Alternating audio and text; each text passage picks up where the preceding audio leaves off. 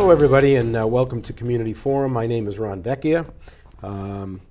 We're here with some folks that we're going to talk about NARCAN training. And if you watched my show about 2 or 3 weeks ago, in fact it's on YouTube, it's been running on WCAT. It was a 90-minute special on the problems that the state, and not just the state, the United States, the world for that matter, is experiencing on opioid overdoses. And we had several individuals on there. You're talking about former drug users that have turned their life around and done some really fine things to help fight this epidemic, as we call it. We mentioned this particular program that has been in existence for a couple of years, whereby an individual that has an overdose, first responders come to their aid if they're lucky enough to have first responders. And there is a situation they go through, and it actually saves them. It takes them out of the opiate problem that they're in. So NARCAN is what it's called. And joining me today are 3 individuals. First of all, to my immediate right is Linda Vecchia. She's the founder of Friends Helping Friends here in Winthrop. To my far right is Paul Flanagan, who is the chief of the Winthrop Fire Department. And to my left is Gary Langis. Gary is from the Massachusetts Department of Public Health, and he is the health coordinator in Revere. So we're going to go to you first, Gary, because you've been involved in this for many, many years. Yep. And you can talk about the, how long it's been in existence, and it's how it's just becoming more available now to the first responders. That's why we have the chief here. Yeah.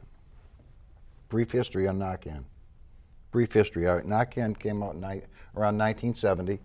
It was mostly used by ambulance, hospitals, and things like that to reverse an opioid overdose. Then in later years, like in probably around 1997, some programs started to pop up around the country where docs would be prescribing the Naloxone to drug users so they could use it with their friends to reverse an overdose. Then it came to Massachusetts probably around 1999 with a couple of one program doing it, and that went in. Then the city of Revere started. I mean, the city of Boston started in 2006. They ran a pilot program to dispense Naloxone to drug users and their family members, and from that, the next year the state started to do it.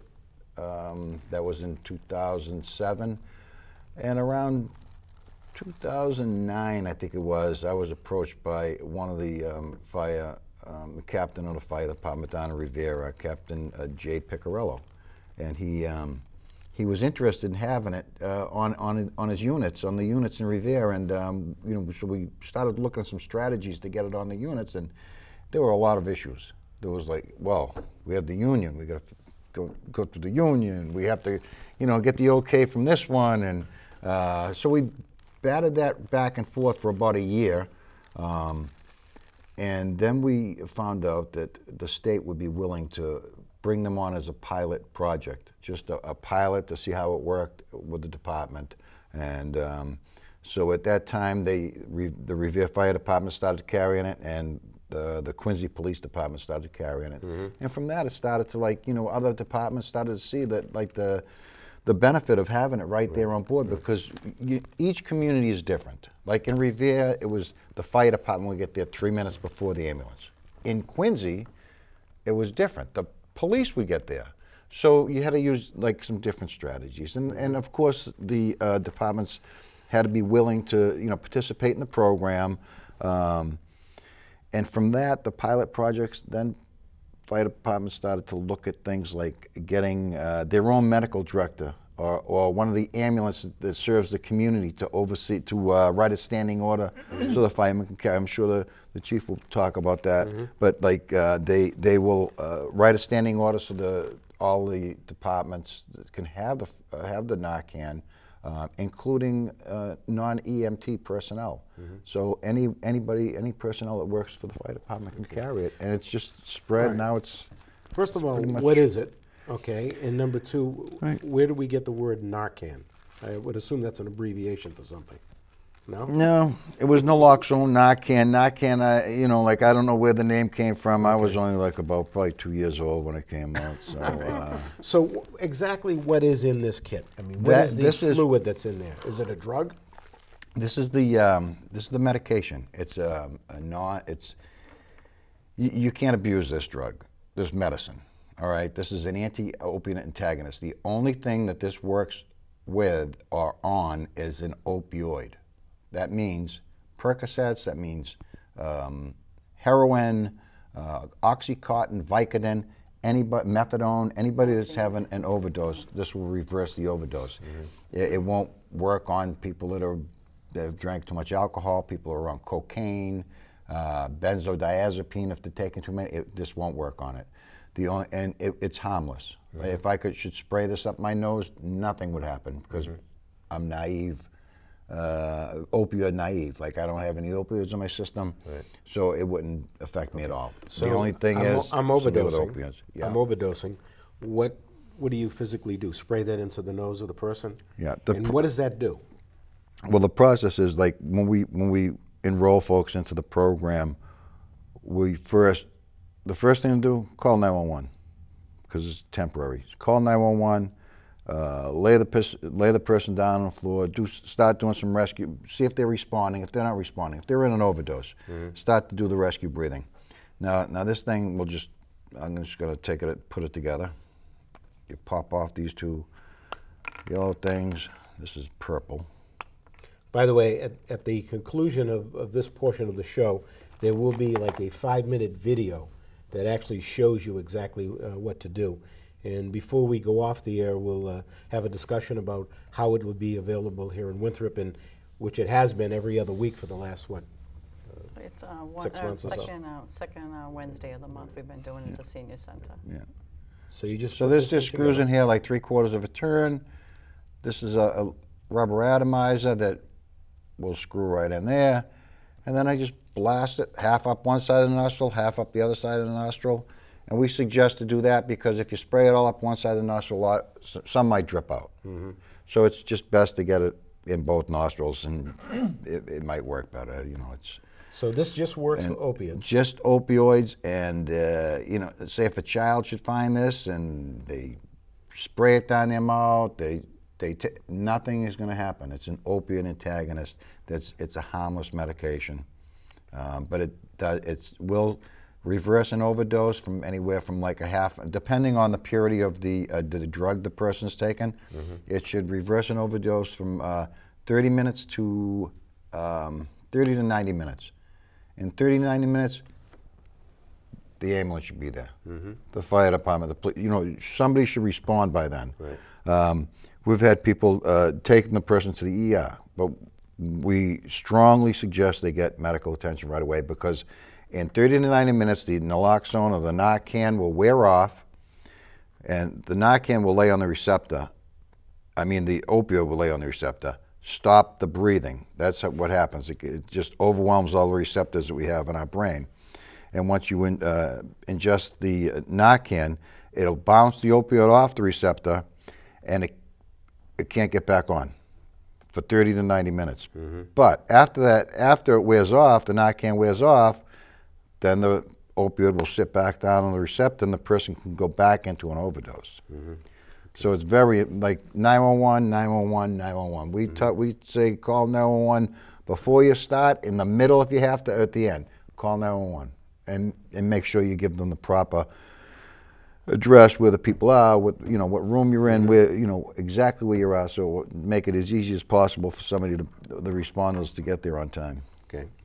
Now, Linda, you had Gary in some years ago, a couple of years ago, Well, I've known Gary for a little bit, but I had another group at one time when I first started doing NARCAN training with Friends Helping Friends. I had a couple of guests come to tell us all about it. They did a demonstration. I think at that time, I don't know if you were there at that first one. Yeah, you Paul, were there, and I think we had Chief about 20 Talahanty people was there there as that well. came, and it was very informative. They did a nice presentation. They showed it.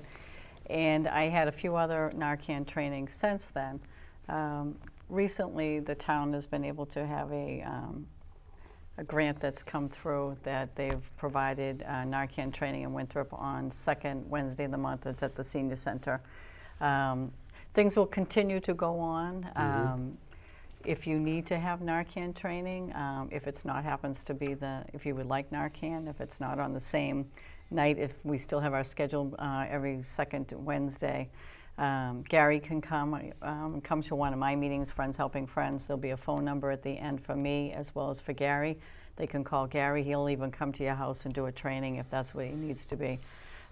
So it is available, you know, not just on the second Wednesday in the month, but we can always work with anybody that needs it. Good. And the number that Linda was talking about, it's a 24-hour line that people can call, leave a message, and we return the call within 24 hours. So I don't care when it is. You can call on Monday through Sunday, and we'll respond to the call, and we're able to like arrange something with the person. If it's a family member that may have somebody getting out of treatment from opioid addiction, maybe they got out of detox, and they just want to have some around the house because that's a high risk time. When somebody gets out of treatment, their tolerance is down, and if they do the same amount of heroin or the same amount of drugs they were doing before they went in, opioid drugs, they go right into an overdose. They're at a high risk. Right. The majority of the kids that I've known that have overdosed and passed away had come from out of a program. Yeah. They might have just detoxed for 3 days, you know, or they couldn't even have been 30 days. They're still, you know, they still have that mentality. They go use, and that's it. They're, you know, they're people gone. in early recovery. Right. You know, like it's always there. There's relapse is always a reality for a lot of folks. And when they do relapse, and when they do start picking up and using dope again, it just puts them at a high risk. If they get out of jail after a long period of time, they're at really high risk. So. Chief, I know you attended those first meetings a couple of years ago, along with Chief Delahanty, and I guess the first question you asked, how can we get it? Because Revere had a kind of a test program. And so I think we've been, as a department, we've been administering NARCAN now for just a little over a year, and we went into Speaker DeLeo's office, and he had a meeting because, you know, he had seen, you know, some of his neighbors pass away due to opiate overdose, and I left that meeting convinced that I was going to get my department trained. And again, as you spoke to, that there's union problems. There was no union problems in the Winthrop Fire Department. I said, we're a small town, we're 1.6 square miles. We know the people that are overdosing. And you know, through the help of Action Ambulance and Whidden Hospital, within 2 weeks, we had 34 guys all trained in NARCAN. We carried in all the apparatus. And what has happened is, again, the reason I mentioned 1.6 square miles, we have 2 ambulances stationed in town all the time. So it's kind of a race when we get there. We're all there within a few minutes of each other, but I've really pushed my guys that if you're there first, to get it on board. You know, fire up that nasal NARCAN. And NARCAN now is taking a life of its own. For many years, would go on a medical aid call, and you know, we run close to 2,000 a year. We'd get there, and you know, a caretaker for someone would say, well, I gave them 2 of the nitros. They told us what medication they already have on board for a heart attack patient. Now we're going to calls, and people said, I've already given them NARCAN. They're now conscious. When we initially got the call, they were unconscious. So we're starting to see the effects of neighborhood NARCAN handouts and training. But since in the 13 months we were using it, and not necessarily you know, challenging action, let's get there first so we can use it. We've been able to get it on board, you know, 13 times. But the sad part of it is we probably only have 6 or 7 regular customers. That's not really a sad story, but they repeat. And, you know, now Chief Delahanty, the town manager, we're fighting for the other piece of having social workers, because in our town, there is no outreach program. You know, we're taking parents out, the kids are hysterical, we're taking kids out, the parents are hysterical, or we're taking grandchildren out, and a grandmother or grandfather who's taking care of a child because the mother is a drug addict, they're hysterical. And that's it. There's no reach out, knock on the door the next day. How did they make out? How are they doing? What do they need? We're just basically servicing the result of the overdoses. We're not doing the follow-up work, and I think that's a critical piece we're missing. And in casino negotiations, whether the casino comes to Suffolk Downs or not, some of the monies that we hope to have if the casino does come to East Boston, and we're even looking at other funding sources if we don't have the casino, how we're going to, part of our staff in Winthrop is going to be social workers, because it is truly a problem. I think that's a point to be made. It's not just a problem in Winthrop. It's a problem everywhere. And I think some people don't want to talk about it because they figure it's a blemish on the community, but it's everywhere. It's not just Winthrop, it's everywhere. And I think people, they need to understand that. Ignorance, just ignoring the problem, it's not going to go away. You step up to the plate. If you know of a family member, if you know of a neighbor that needs help, certainly you can call the fire department, you can call Linda's line on Friends Helping Friends, or the numbers that we're going to leave so that you can get some help. This is something that it's kind of like a second chance. Yeah, yeah, it gives you a chance to live. I mean, nobody is going to get into treatment or recovery if they're dead. Right. Because the argument used to be that I would hit, well, how many, if you use that on somebody 6 times, like, when do you like just say no? Well, it might be the 7th time that they, like, when do you say, like, I'm not going to save that person's life? It's about life and death, and everybody, no matter who it is, a drug user, they have parents. They might have children, like the chief said, like they might have grandparents, they might be like it could be anybody. And it's in any, like Ron, when you were saying any community, I was thinking back, I used to work in Lawrence and Lowell and Lynn, all the L's and some parts of Boston. And I find my work take me now to Newton, Marblehead, Swampscott, like Watertown, different places. It's all Hopkins. Like it's not the so-called drug areas anymore. They're not like it's not a place you associate. Like yesterday, I live in Gloucester. Now, somebody told me today coming down here, oh, didn't you hear somebody overdosed on Good Harbor Beach up there? I said, really? Like right on Good Harbor Beach? Like you're out, somebody's having a good day, and somebody might have taken too many pills, something. And so it happens all over. That social, economical, racial lines, it crosses every line. So it's not like, just one particular group, and it's when the Oxycontins exploded on the scene in the late 90s and early 2000s. I used to call that crew, because I used to do outreach in Lynn, and some of them used to end up there after they switched over to heroin, and I called them the Gap crew. They should be hanging around the mall, like, hanging around going to the movies, hanging around with their friends. No, they're running around the streets trying to get like heroin, and they're just young kids.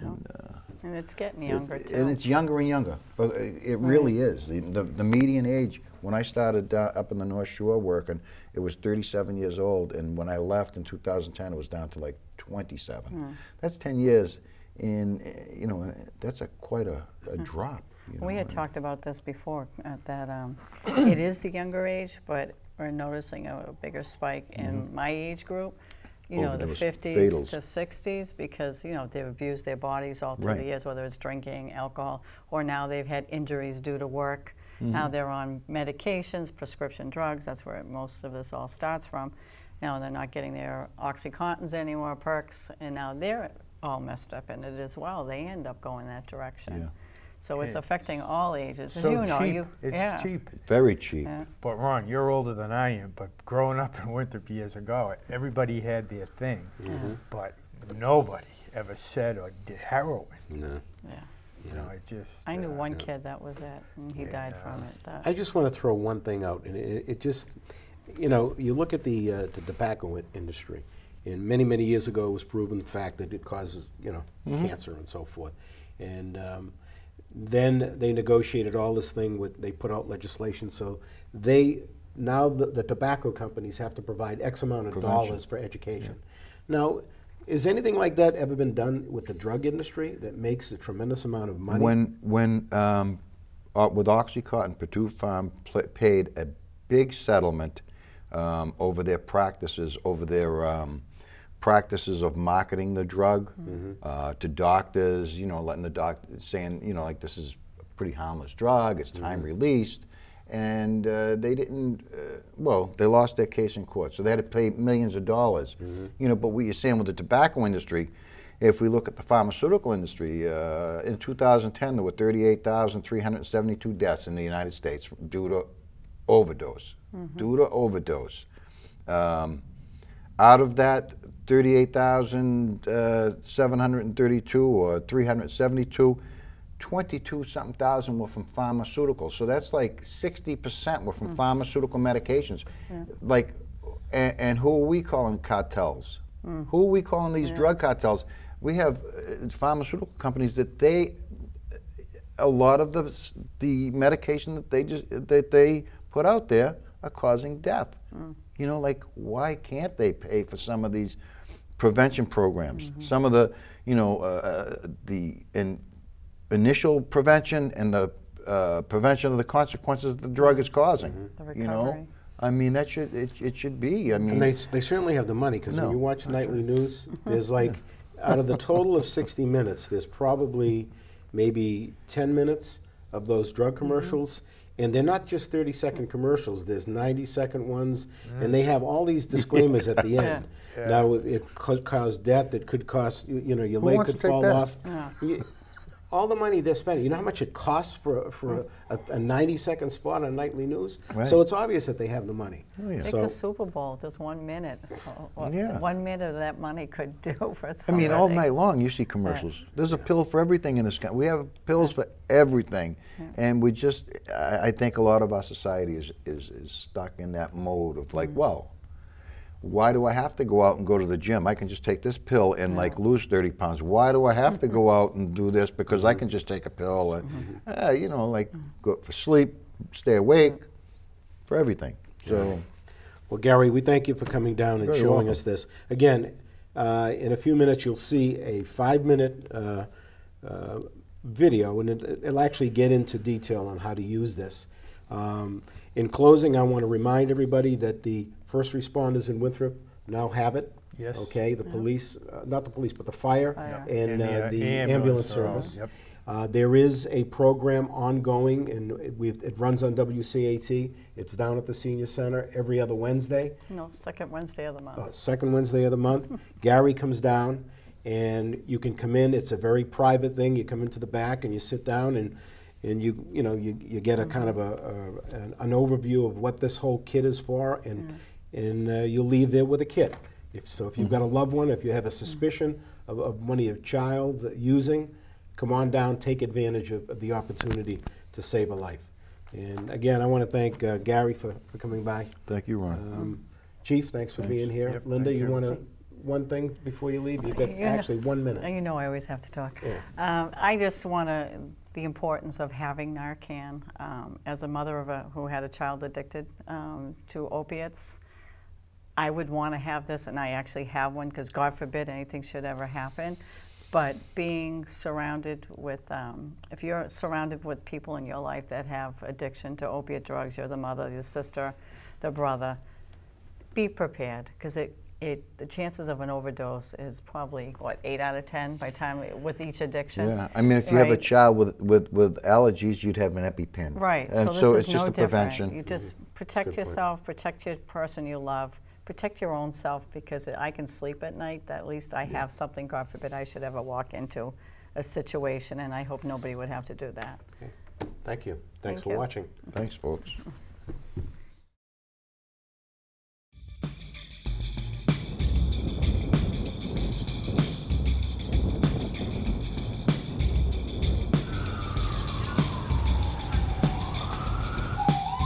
So what are the signs of overdose? A lot of them are involved with respiration. And what that means is somebody struggling for air, gurgling for air, sucking air. It could be somebody unconscious. If I'm walking up on somebody and I see their blue in their lips and their fingertips, I know we've got a problem. And how do I know the difference if I'm out and about, if somebody's just really high or in danger of an overdose or overdosing? One of the quickest ways you can really discriminate between the two is asking the person if they're okay. So if somebody's talking, they're not in an overdose. If after I engage with somebody and they're not verbalizing, I'm gonna be verbal with them. I'm gonna say, hey, I'm gonna touch you. I'm gonna give you a sternal rub. And so bring your knuckles up, bring it to the sternum bone and rub. And if they're not gonna wake up at that point, they're in an overdose. So if stimulation of the sternum rub's not gonna work, what we're suggesting at that point is 911, rescue breathing, and NARCAN. In an overdose kit, there are a few different things.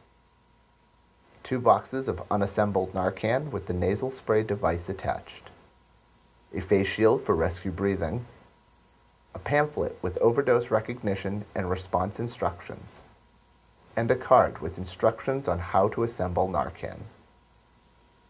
This is NARCAN. The box doesn't actually say NARCAN. It is labeled by its generic name, Naloxone hydrochloride. NARCAN and Naloxone are the same thing.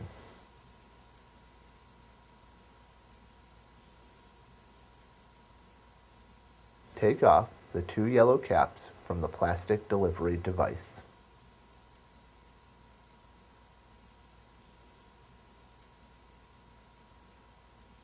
Take the nasal attachment and screw it onto the top of the plastic delivery device. There are little tabs or wings that help you screw it in place.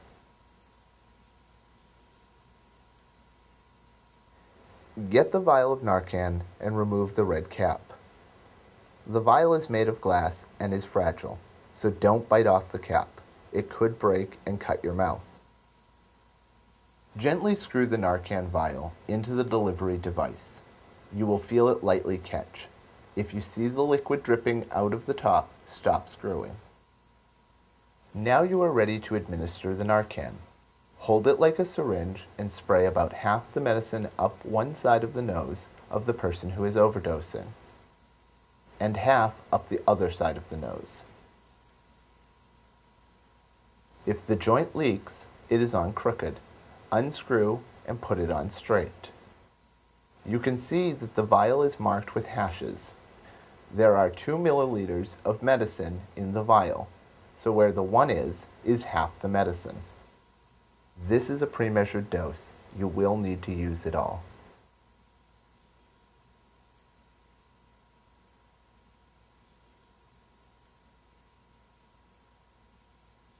Remember that the informational materials in the kit can guide you through the process. While you are waiting for the NARCAN to reverse the overdose, do some rescue breathing. So what we're really trying to do is get people to get a plan. Get a plan of action with their using friends, with their community that they're in, and saying, hey, this is the signs of overdose, man, and if this goes down, this is what I expect you to do. Having a plan of action hopefully is going to take down some of that anxiety. No matter what, somebody dying you care about or don't know in front of you is scary, and it is anxious. But having a plan in place hopefully is going to cut some of that negative stuff out.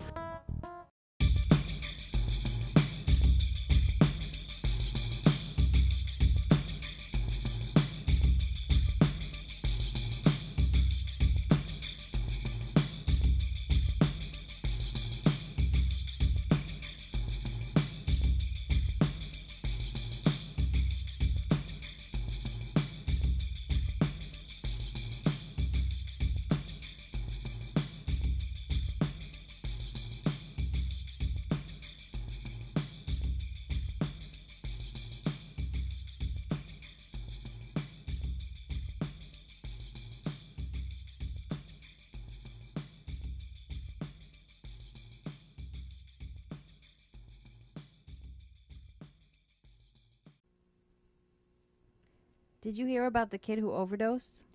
Yeah, is it true? Yeah, I was there. We found him unconscious, and I swear his lips were blue. Did anybody have NARCAN? Nope. Call 911? Some girl did. What did you do?